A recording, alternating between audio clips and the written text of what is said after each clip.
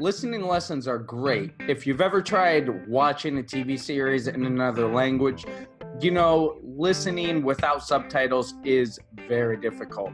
Well, in this video, I have some ideas for you to give some effective, useful, and fun listening lessons to your English classes. Let's go.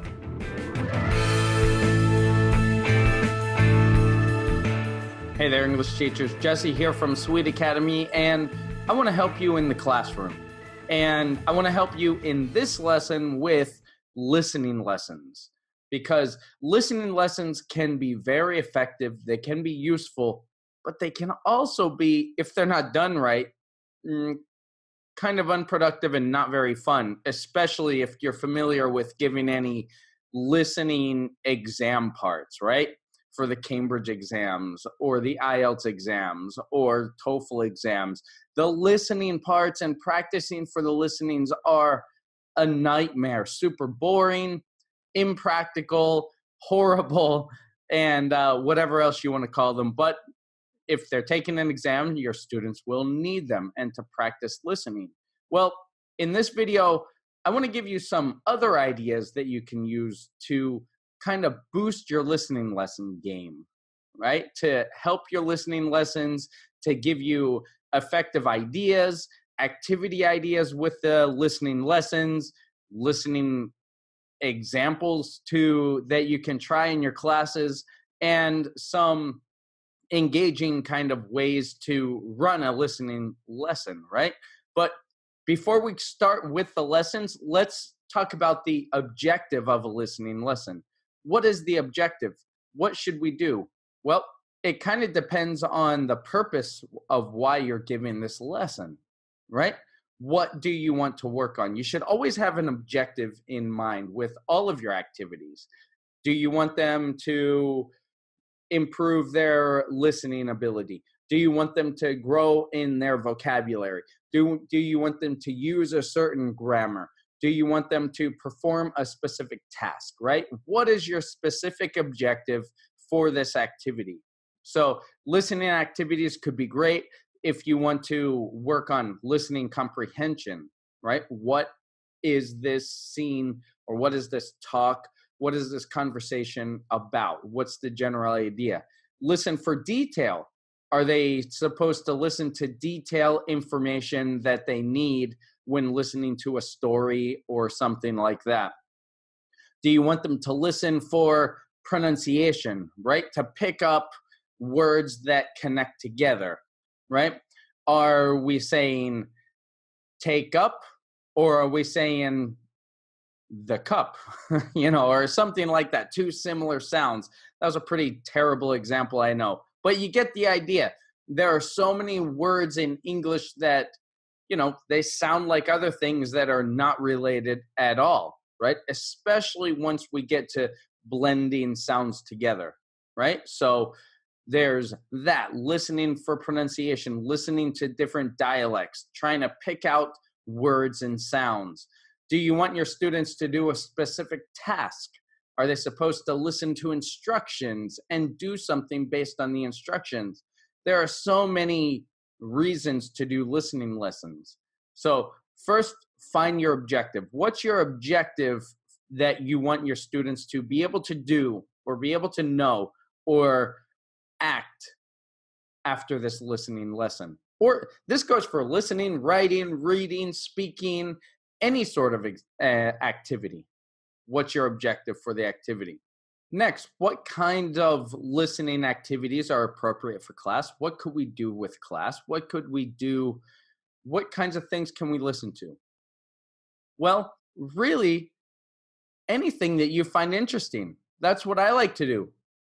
Things that I find interesting. What would you like to learn about? What would you like to be able to do in a foreign language, right? If you're learning a foreign language, which if you're teaching in a foreign country, I've said this before, you should be learning their language, at least on a basic level.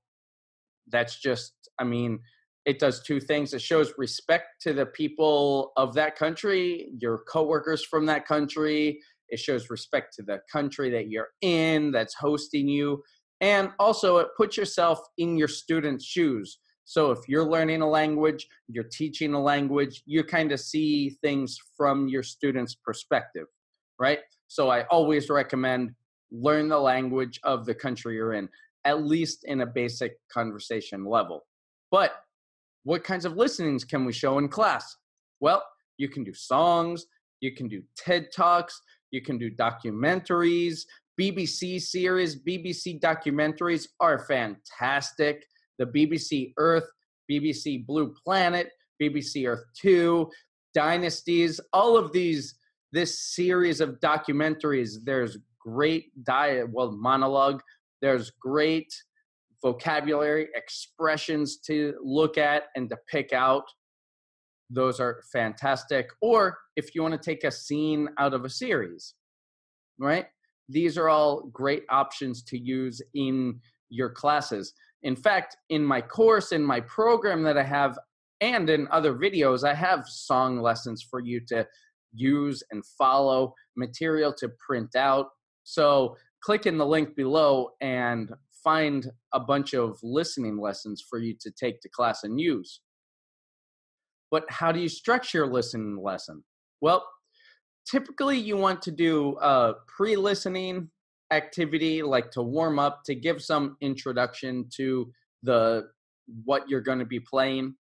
Then a main listening activity, which is, fill in the blank, answer questions, perform a task, circle the right word, something like that. And a post-listening activity, maybe to review some vocabulary, review the expressions that you learned, review something from the listening.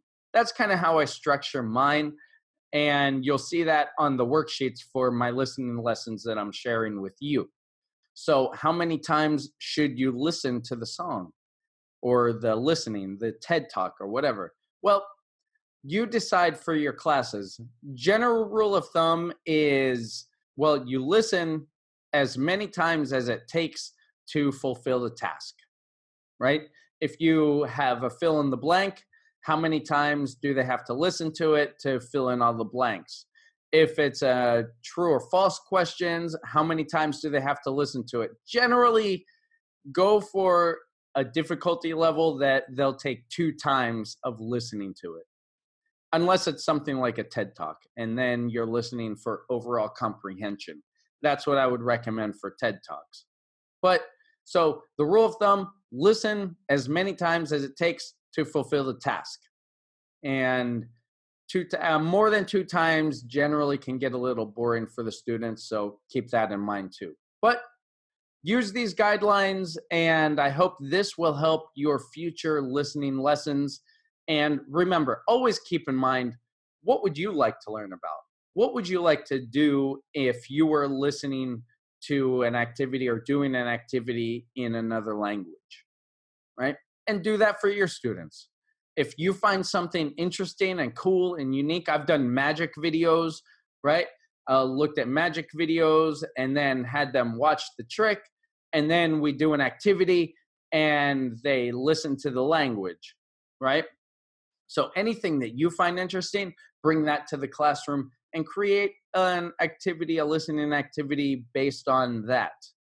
And generally, the lengths of the listenings should be, between 4 and maybe 7 minutes, maybe not much longer than that. Again, unless it's a TED Talk. So you gauge that based on your classes and their levels. So I hope you like this idea. I hope you like these guidelines. I hope this helps you in your listening lessons in your classes. If you're a new teacher, follow these and let me know if you have any questions. If you like this video and you want more lesson tips and ideas and me to share other lessons that I have, then click that subscribe button and the bell, and you'll get lessons each week and tips and strategy and all sorts of good stuff. Keep teaching and keep learning. Thanks for watching. I'll see you next time.